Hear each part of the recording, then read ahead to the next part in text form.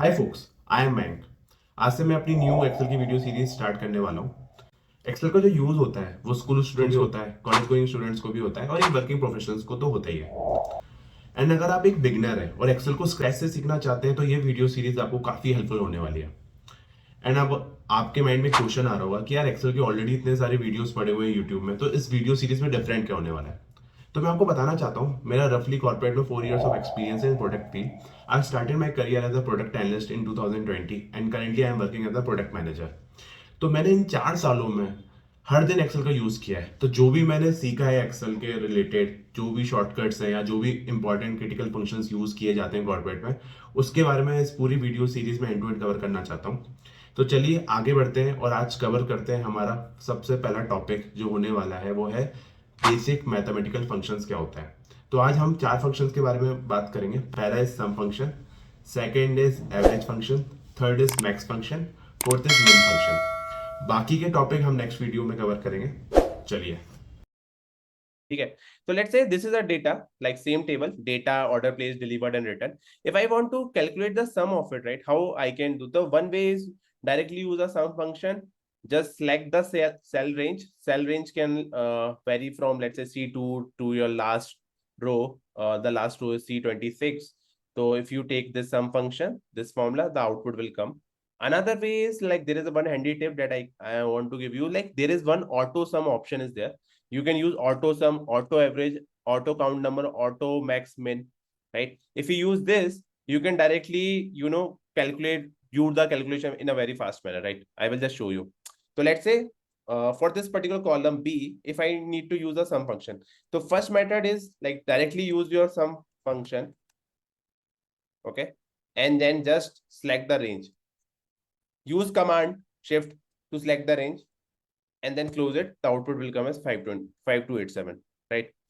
Another way to do it is कि directly go to this auto sum, select sum. It will automatically select all the numbers just above this row. So let's say if I have kept my cursor here and now I went to this, use this auto function. Once I click it, what it does, it will automatically select all the numbers from the second row till the one cell above the cell where you have placed your cursor. So basically B26. Again, the output is same. You can use either of it, right? Mostly you can use some function, or directly you can use the sum, directly use type this formula. How to do this, right? It's very straightforward, guys. Cool. Everyone, please try to calculate the sum by both, right? Directly use the sum function here and try to use this auto sum function of the Excel. Then second part is the average, right? So average is like, what average does is it will take the average of all the numerical values we have. Let's say if we try to use the average function in the column B, it will give you the average of the total number of order placed, right? So now going to the same tab, instead of this is our sum, right? Let's say this is my sum part. Okay.